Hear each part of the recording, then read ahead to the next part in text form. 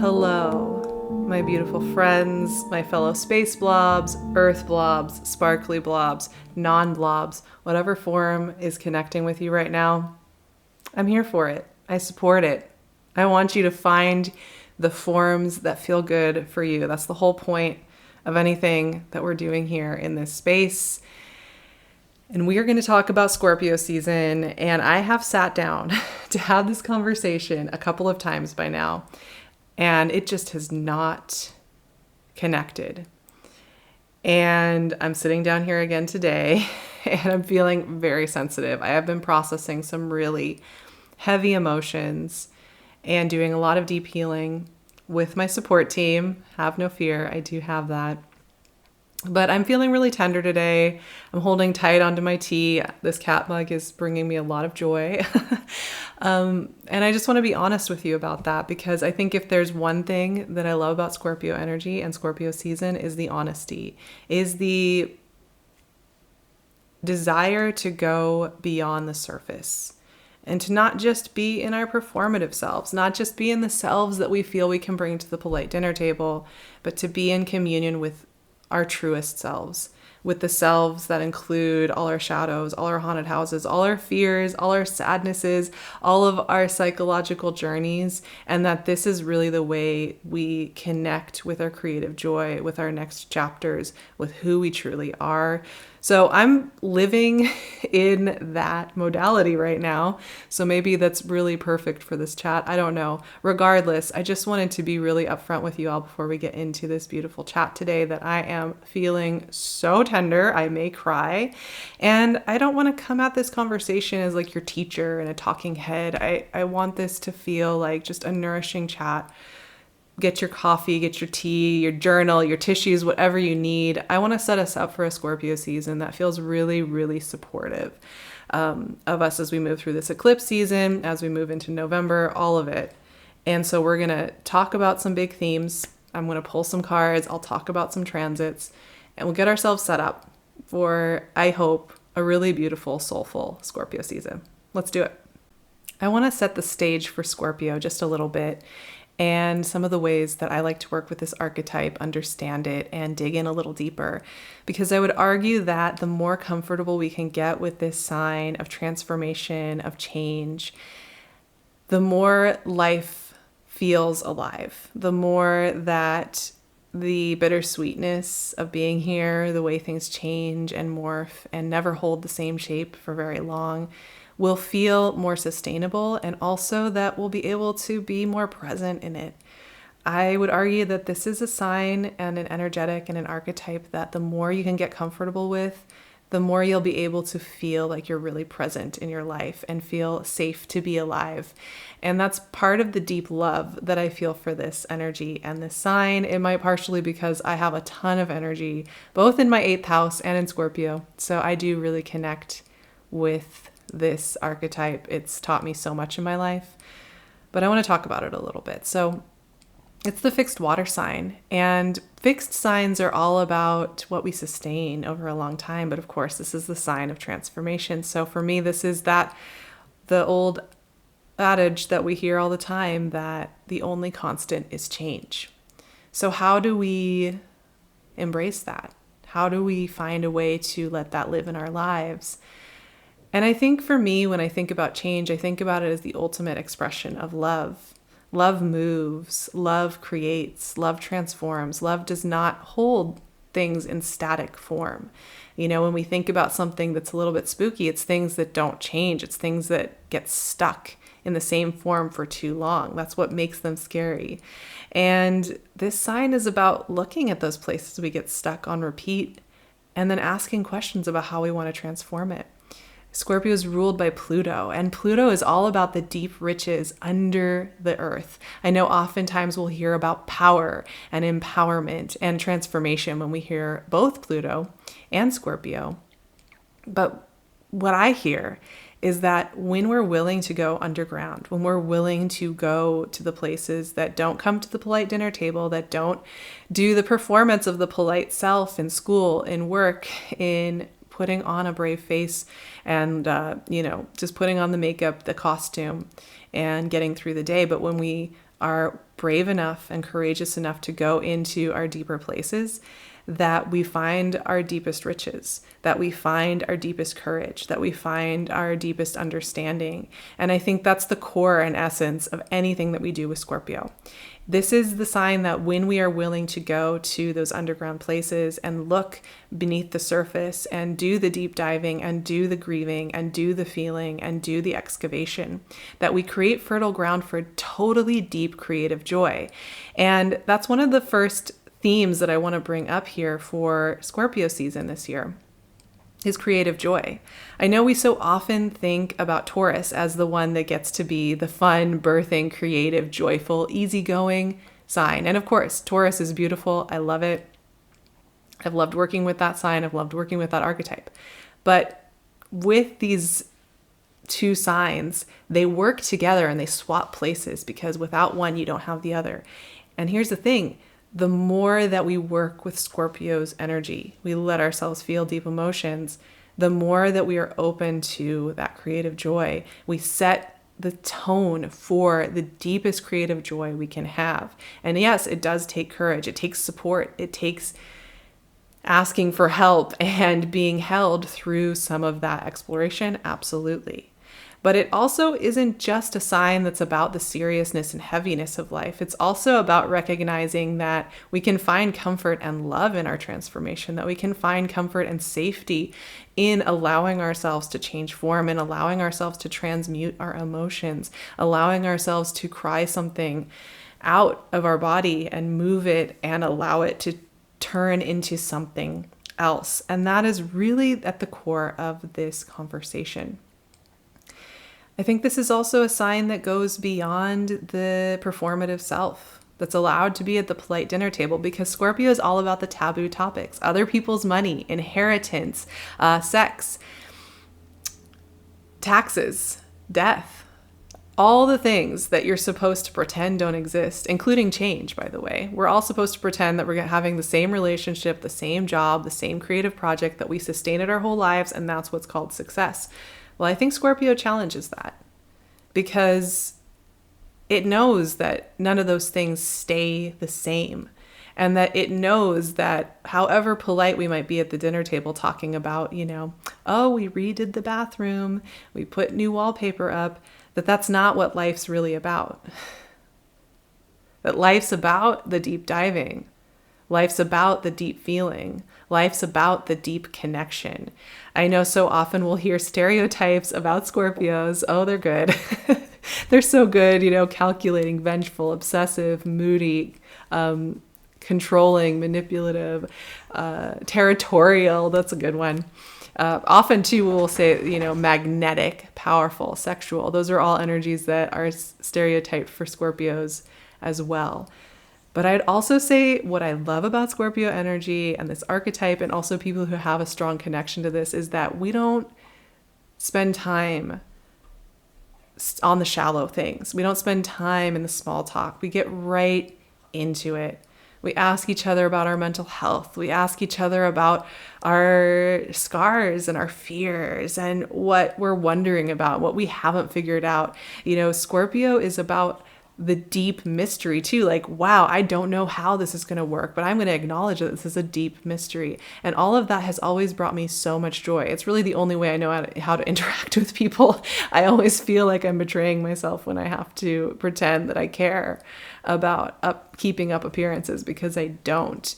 And that's what I feel this sign is really all about. This Scorpio season's so interesting because we had the south node of the moon in Scorpio in almost all of 2022 and the first half of 2023. It just moved over into Libra, and we just had that first eclipse in Libra, and it was a solar eclipse in Libra. And now we are moving into Scorpio season. And I think the Scorpio season is going to help us understand, incorporate, and see clearly what that 18-month cycle with the south node in Scorpio did with us. The wisdom we gained, the understanding we have, and how to take that forward with us. The This is also a Scorpio season that is creating fertile ground for the next cycles. There will be inklings, there will be little senses of what's next and what's to come, and also what's releasing. That's emotional, that's sensitive, that's tender. So take it easy, go gently with yourselves as we move through this. As we enter Scorpio season, we're going to have Mercury already there before the sun gets there. And Mercury over these first few weeks of Scorpio season is going to be really inviting the deep storyteller, the deep artist. So have fun creating, make little spaces for your creating, for your storytelling, for your art, for your conversations. There's so much richness here to play with. I highly recommend doing that. The sun comes into Scorpio on the 23rd. And then on the 28th, we have that second eclipse, the full moon lunar eclipse in Taurus. This lunar eclipse I will talk about in a lot more depth in our lunar eclipse chat. But this is an eclipse that is going to be asking us what we want to sustain and what we want to release, about our creative cycles, about what is changing form, what is releasing, getting to see that clearly, as well as what is longing to come into form. This is tender once again. It goes back to what I was just saying, that this is a meeting point between our past selves and our future selves, and allowing that transmutation to take place. Go gently. But like I said, I'll talk about that much more in depth next week, or very soon. Whenever you're watching this, it might already be out. On November 4th, as we enter into beautiful November, we have Saturn moving direct in Pisces. And Saturn in Pisces is such an important placement that we've been working with since March of this year. It's so much about taking our spiritual presence in the world seriously that it's mature to care for the psyche, for the soul. It's mature to be aware that there is a mystery in this world, and that there has to be at some point an acknowledgement of that and a working with that if we are to do anything in this life. Saturn in Pisces challenges our linear idea of creativity, production, value, worth. So as it stations direct here, it's a reminder of that. And as a side note that I don't think I mentioned before in our conversation today, this is a really intuitive season. And that knowing and that sight is going to be extremely clear and precise. And as Saturn moves direct here in Pisces, it's working very well with the Scorpio energy. That watery knowing and sight is going to be so powerful. On November 8th, we have Venus moving into Libra, its home sign. And this is the point at which I think many of us will be also understanding what we learned during Venus retrograde in Leo. As Venus moves into its home sign, is able to show us clearly how we have grown, how we have rebalanced, how we have found new harmony in ourselves. There's going to be an understanding that we have changed shape over the course of this year so far. And how we take care of ourselves really matters in the whole thing. That's a beautiful transit I'm looking forward to. On November 9th, we begin a little bit of a journey with Sag. Mercury will move out of Scorpio and enter into Sagittarius. Oh, that gives me such joy. I love Sagittarian energy. It's my absolute favorite.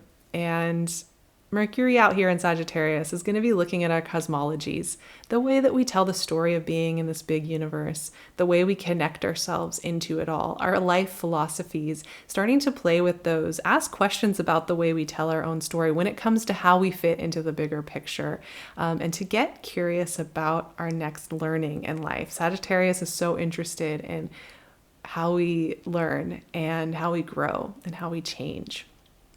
On November 13th, we have the new moon in Scorpio, closing out the energetics of eclipse season. And this is the sun and moon opposing Uranus. And it's taking a breath, feeling the exhale, that it's okay to be how you are right now. You could be partially transformed. You could have still one foot in one world and one foot in another, and be figuring out how to navigate that. And that is totally fine. That is natural. That is a part of it all. So a really good reminder there as we close out eclipse season. And then a week later, we move into Sagittarius season, and I will be looking forward to doing that chat. all in all, this is a really soulful Scorpio season, isn't it always? But I think this one is so much about the compassion and grace we give ourselves as we transmute and transform. And to understand that that in-between place between worlds, between the past and the future, is its own legitimate place in the universe that we don't talk about enough, but is there and has its own value and beauty and poetry to show us. So the more we can relax into that and find comfort in it, the better. And I think there's a lot of alarming messages that love to go out about eclipses and Scorpio season. But what really matters is that we honor ourselves in that beautiful, tender place wherever we are, and hold that that is enough for now. I'm going to end our conversation today with a little bit of an intuitive card reading and just feeling through being here with you all as we are in this moment, wherever you might be in your journey, and just taking some of that pressure off. The Star. I love this card. It makes me almost want to cry. It's so beautiful.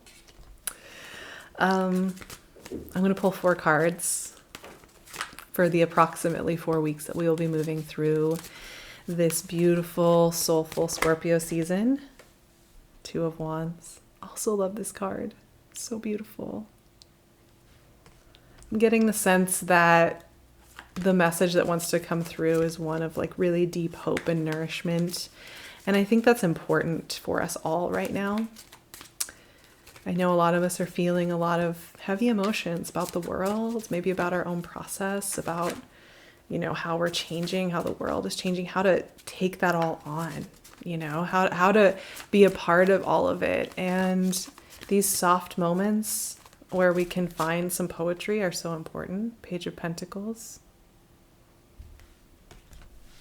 Let's pull one more.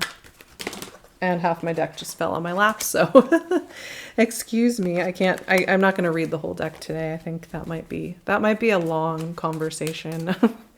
We'd be here for like 5 hours if I did that. At least all day. And 10 of Swords. Well, it is Scorpio season after all, and I actually love this energy. Interesting that it's coming at the end here. So let's talk through these beautiful energies. We start with the Star. The thing that's funny about the Star that I always have loved is that the Star is about connecting with something you're longing for, right? It's like connecting with that vision, that creativity, that new opportunity, that part of your self-expression, the truest form of yourself. But the Star always is like, are you going to leave the old familiar, the same patterns, the expected format? Are you going to find your courage? But what I love about the Star is it's not about a harshness of you need to find your courage, but that it's the question. Do you want to find your courage? What will that look like? What support do you need? What nourishment do you need? What sight do you need so that you can leave the familiar, so that you can become yourself and become your true familiar? So there's an invitation here right at the beginning of this conversation about the discomfort of moving out of familiar and the deep comfort of it as well. And then we move to the 2 of Wands, which is interesting. It makes me think about what I've been saying about this Scorpio season being a time of preparing for new creative cycles and preparing the fertile soil for what is next. 2 of Wands is when we have a vision. It's starting to come in, but we can't see it all. It's out there somewhere. It's like all the pieces are out there and it hasn't all quite come together. And we have to stand in this kind of quiet place before the fruition of it all, which our culture doesn't like. It wants there to be a path. It wants to be a productivity, hire a coach and get everything done and have results tomorrow or maybe later this afternoon, whenever. But the 2 of Wands is this respect for the fact that there is a quiet before fruition, and that holding this space right here between worlds is so important, and you're allowed to do it. In fact, this is essential for any kind of new creative beginning. And of course, we don't want to hold this position for too long. There will be movement, and that's where the Ace of Pentacles comes in. But it's okay to have these moments of not knowing and of standing between two worlds and holding the threads without knowing how to weave them quite yet. The Ace of Pentacles is an invitation for movement, though.